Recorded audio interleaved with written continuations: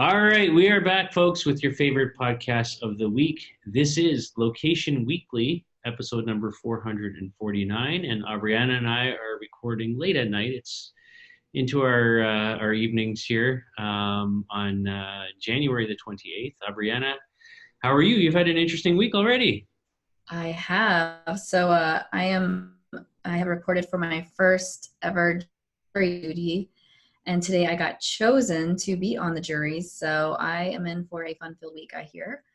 So yeah, I've been like at the courthouse from, dusk to dawn every day, and just working away. I'm exhausted. I'm like not seeing my kids, and then I'm trying to check my emails in between stuff. So it's fun, but doing my civil duty. There you go. Do you think it's going to be an interesting case?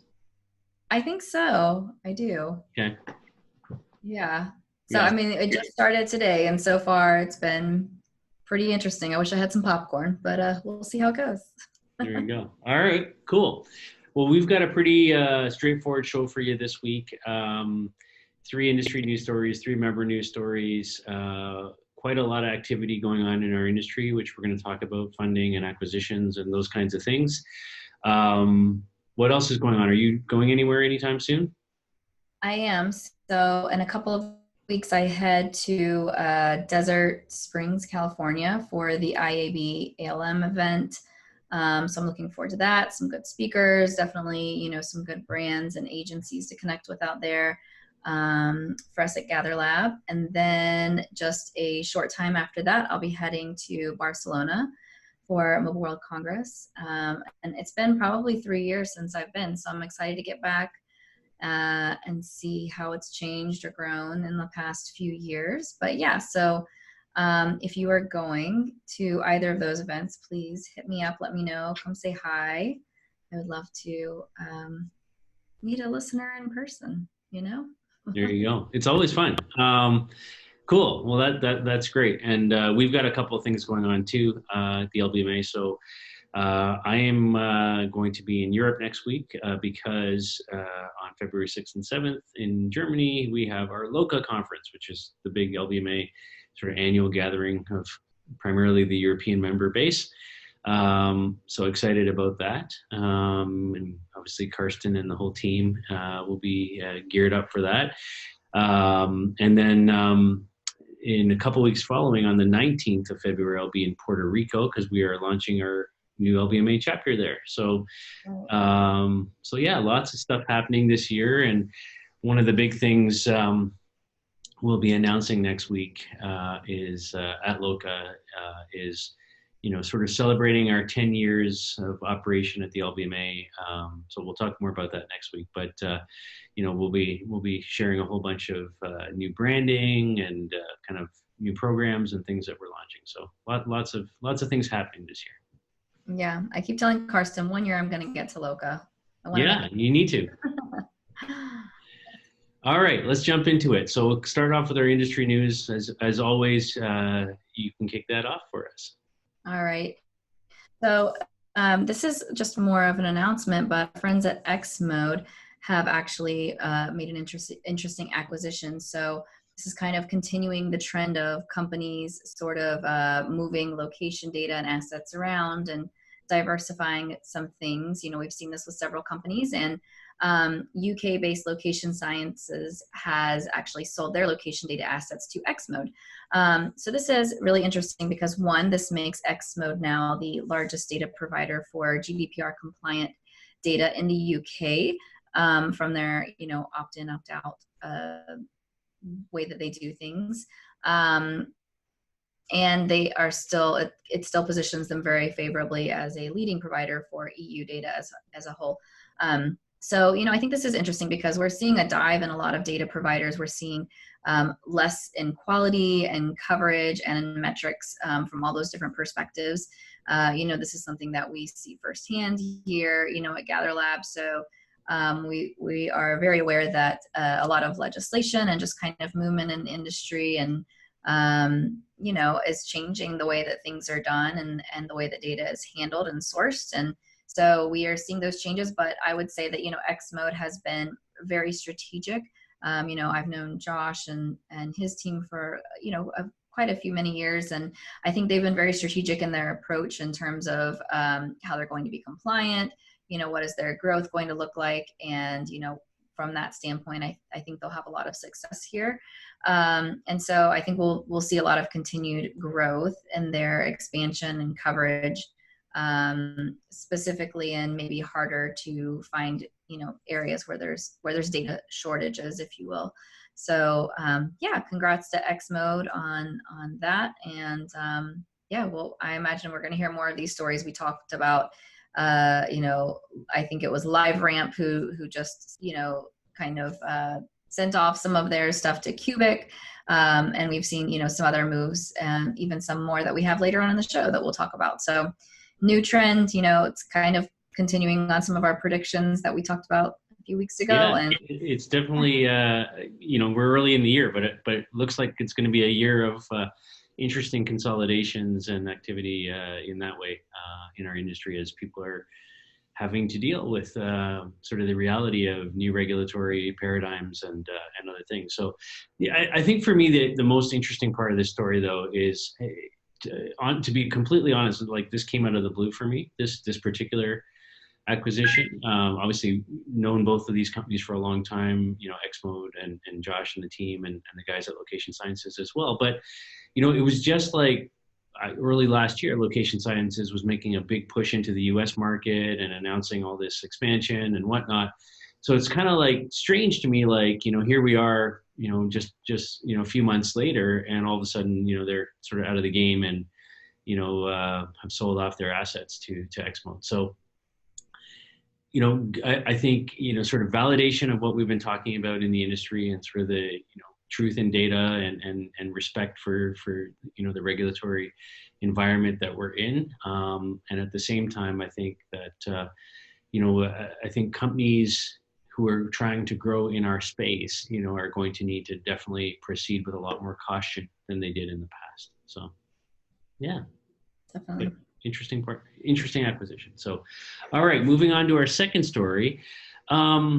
Maybe in a completely different, to what I just said, Placer.ai, so that's Placer.ai, has just announced that they've raised $12 million.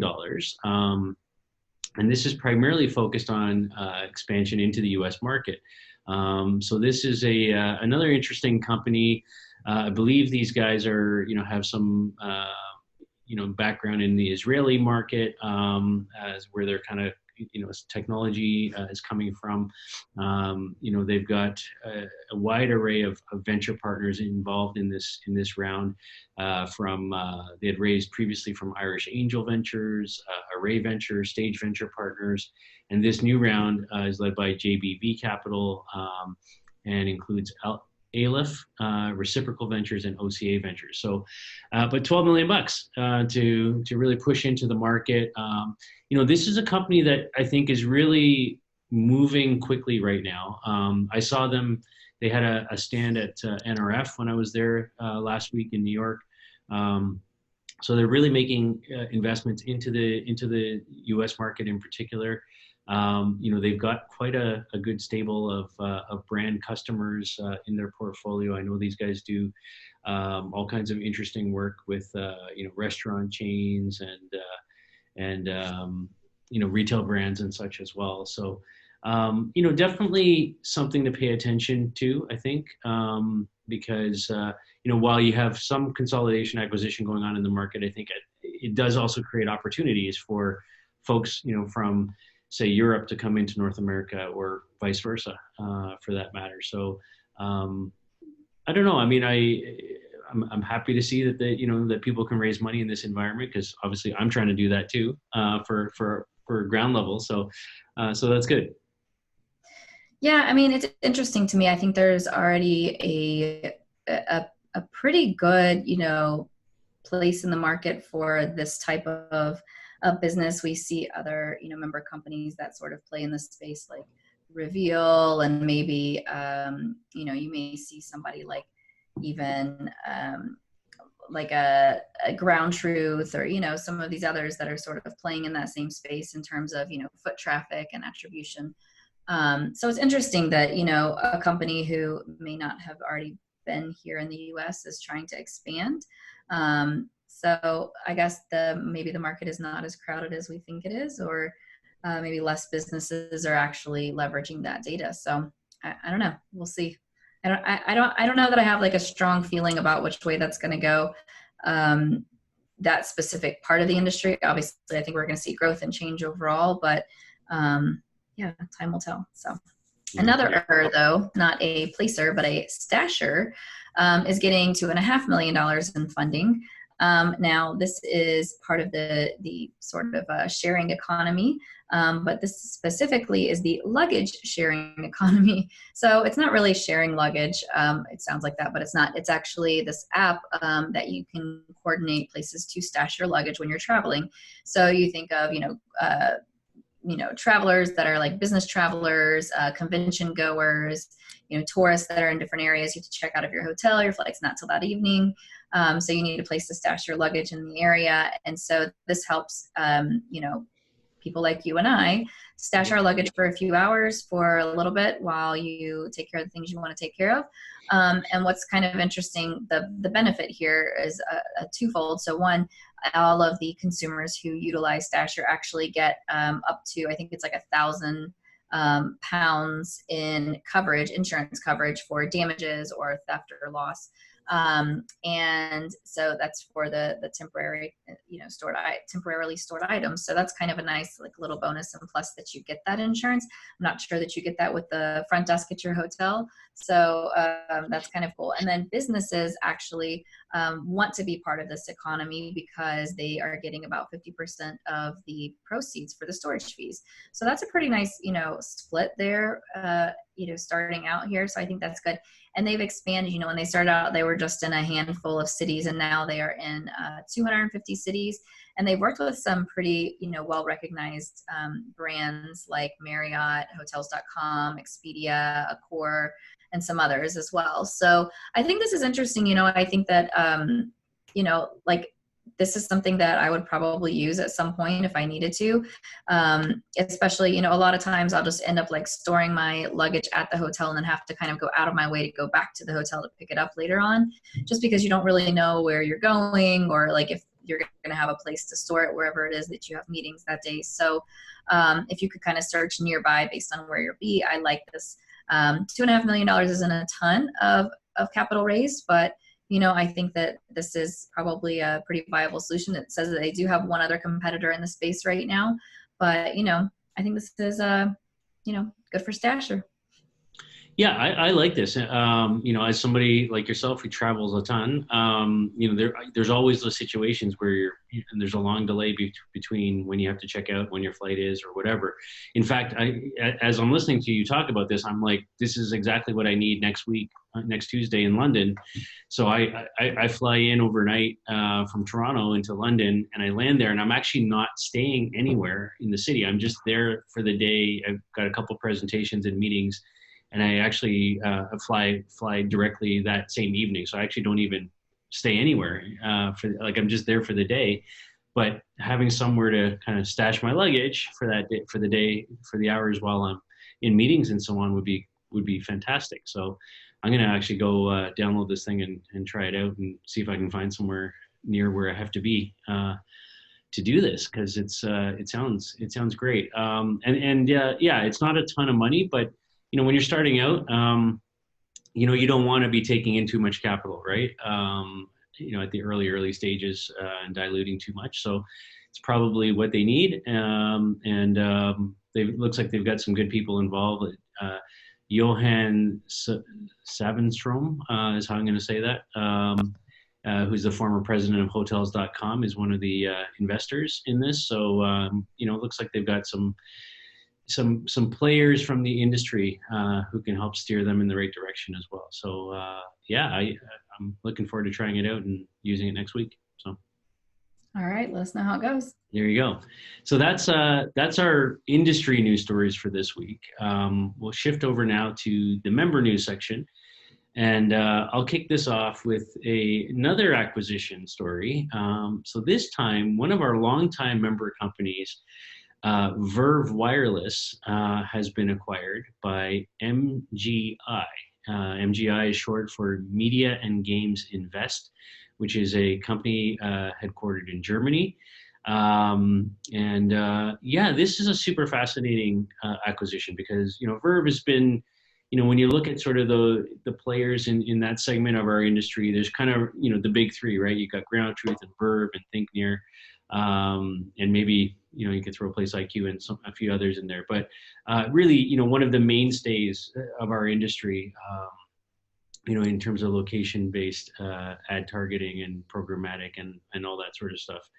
And so, I think this is, again, just kind of proves, how quickly our industry is going to move this year. It's only January still, and we're seeing a lot of M&A activity. We're seeing a lot of capital flowing into the market. I think we're seeing a lot of shakeout in terms of just reacting to sort of the new environment that everybody has to deal with. And I think a shift away from, in some respects, I was just talking to somebody in our industry about this the other day, but a shift away from sort of the early days of location-based marketing, which were really oriented around sort of that one-to-one personalized, hey, we know you're walking by, here's an offer, here's a coupon, all that sort of stuff, and more towards this sort of more, let's look at an audience or a cohort that exhibits a certain behavior around certain locations, and let's sort of, if we're going to do any marketing, let's target the group instead of the individual. And I think we're seeing a lot of that right now. Anyways, MGI Group, the acquirer, has a lot of other companies that they've acquired over the years that are part of this, including online performance marketing platform AdSpree, influencer marketing agency MediaCraft, a SaaS platform for influencer marketing called Reach Hero.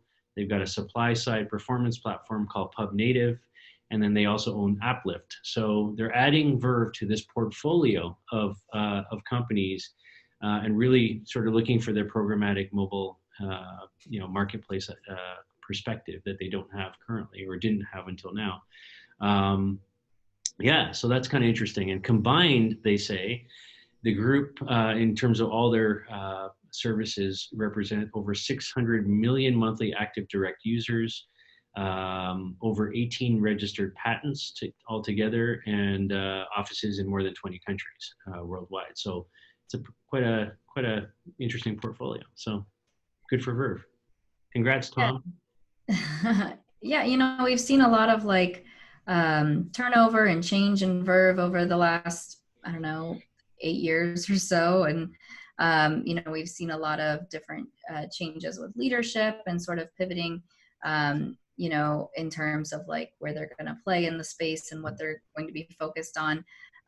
So this seems like they have a pretty clear path forward now. This is interesting because I didn't really know of MGI before, but I definitely knew of some of the companies that you mentioned, so like Aplift and some of the others. So I'm interested to see, it'll be very interesting to see how Verve plays, with these other sister companies now, and if there's new products and services that come to fruition because of that, or if, this is just sort of, a suite of products, kind of across the board for everything mobile. But it should be interesting. Yeah. All right. So we're going to go to the grocery space for a second and talk about Kroger now. And Kroger is opening a digital innovation lab. And this is kind of interesting because, they've been working with 2 different universities. They have partnered with University of Cincinnati for one of their innovation labs in the past, and now a new one is popping up at Northern Kentucky University. So this is kind of as a bid to expand the grocer's digital strategy. So what's interesting here is that there's obviously a lot of different aspects whenever you work with a university. Sometimes there's things that go back and forth in terms of who's going to own the IP that's created in these types of programs. But the good thing here is that you're probably not looking at a lot of that, because this is more of a strategy perspective. And so, Kroger obviously has an interest in growing their workforce and probably honing in on some talent that has a good understanding of their business and the challenges that they're facing, as a grocer in this day and age. and people who can kind of work on those things while they're still completing their undergraduate studies, and then can just transition easily to being part of the Kroger digital team. So this is also allowing students obviously to gain some hands-on experience and learn alongside of the research and development people that are within Kroger. So they're going to be focusing on initiatives that directly impact Kroger customers across the nation. So they're saying things like nutrition and health and wellness and video analytics, which is kind of like nutrition and wellness and health and video Let's analytics. just throw that So in. let's just throw that in, yeah. Yeah. So all those things that I didn't know video analytics really affect Kroger customers, but apparently they do. So anyways, the digital sales, though, obviously this kind of process and these initiatives are starting to work because they've seen their digital sales increase 21% over the last quarter, which is really great growth, obviously. So to me, this is a no-brainer because it is growing talent, from a young age and stage, and obviously innovation at very, very low cost. And obviously you have easier hiring, which is always a pain, and gaining a deeper understanding of how future generations want to shop, I think is a huge plus of working with most college age students are just now starting to shop on their own, and how are they going to be shopping differently than how the generations are shopping now, I think is giving them some great insights there that they'll be able to apply. So I think this is an all-around win for Kroger and for some students as well. Pretty cool. Yeah, I mean, I think anytime you can find ways to partner with the academic sector, it's a good thing because you're sort of, helping that next generation of minds, find, relevant applications for, for what they're learning, and often, I love having interns and things like that because they just bring fresh perspectives. When you've been in the industry for a long time, you tend to kind of know what you know and just think in a certain way, right? And it's always great to have young people around you that can kind of just bring a new new insight and different ways to think about it, or maybe even new tools that they've been exposed to in school or whatever that we're not familiar with. So so that's great. So I like that aspect of it. And Kroger, as one of our member companies, these guys are, I have to say, like within the category, extremely digital savvy, group of folks over there. Yale Cosette in particular, and the team.